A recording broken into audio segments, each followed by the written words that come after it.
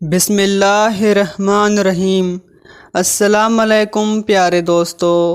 آج ہم بات کریں گے حضرت امام حسین علیہ السلام کی شہادت کے بارے میں۔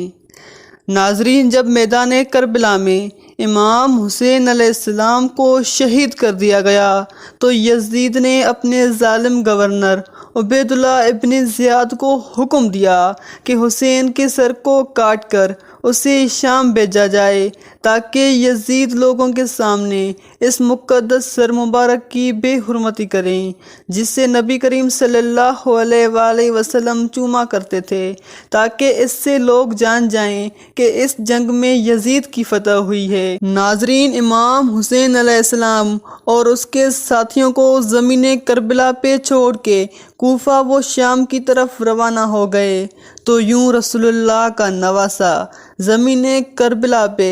بے گور و کفن پڑا رہا۔ اتنے میں ایک کبوتر آسمان سے اڑتا ہوا جب زمین کربلا سے گزرا تو وہ رسول اللہ کی مہک کو محسوس کرنے لگا اور دیکھا تو امام حسین علیہ السلام کا جسم زمین کربلا پہ بکھرا ہوا ہے۔ تو کبوتر چیختا ہوا آسمان میں پرواز کرتا رہا اور دوسرے کبوتروں کو بلایا اور کہا کہ قیامت آ گئی، بی بی فاطمہ زہرا کے بیٹے کو قتل کر دیا گیا ہے اور رسول اللہ کے خاندان کا خون زمین کربلا پہ بکھرا ہوا ہے۔ تو یوں کبوتر کربلا میں آ کر مقتولہ میں پھرنے لگے اور امام حسین علیہ السلام کے غم میں رونے لگے اور امام حسین علیہ السلام کے خون کو اپنے پروں سے لگانے لگے۔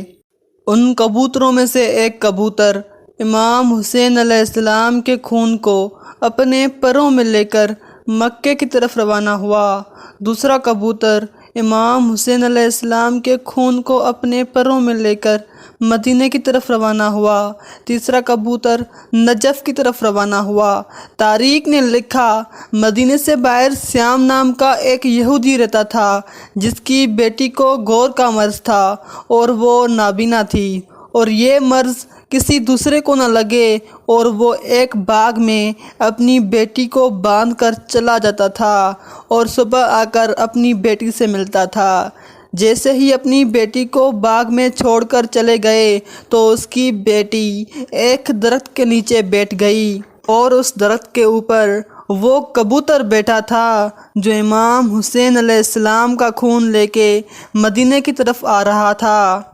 بس رات کو اس کبوتر کے پروں سے امام حسین علیہ السلام کے خون کی ایک بوند اس نابینا کی ایک آنکھ میں گری اور دوسری بوند دوسری آنکھ میں گری اور کچھ بوندیں اس کے چہرے پر گری۔ اللہ پاک کے فضل و کرم سے وہ نابینا دیکھنے لگی اور اس کا مرض اللہ پاک نے امام حسین علیہ السلام کے صدقے ختم کر دیا۔ بس جیسے ہی صبح ہوئی اس کے بابا آئے اور باغ میں ادھر ادھر دیکھنے لگے کہ میری بیٹی کہاں ہے۔ اتنے میں اس کی بیٹی آ کر کہنے لگی، بابا دیکھو میری آنکھیں صحیح ہو گئی، میرا جسم صحیح ہو گیا، میری بیماری ختم ہو گئی۔ اس کے بابا نے پوچھا یہ کیسے ہوا؟ اس کی بیٹی رو کر کہنے لگی، بابا جس درخت کے نیچے میں سو رہی تھی اس کے اوپر ایک کبوتر بیٹھا تھا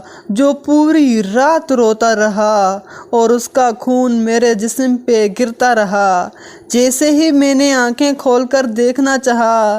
تب ہی مجھے ہر چیز نظر آنے لگی۔ اس شخص نے معلوم کیا تو اسے معلوم ہوا کہ امام حسین علیہ السلام کا قتل ہو گیا ہے اور اس کبوتر کے پروں میں امام حسین علیہ السلام کا خون لگا ہوا تھا جس کے معجزے سے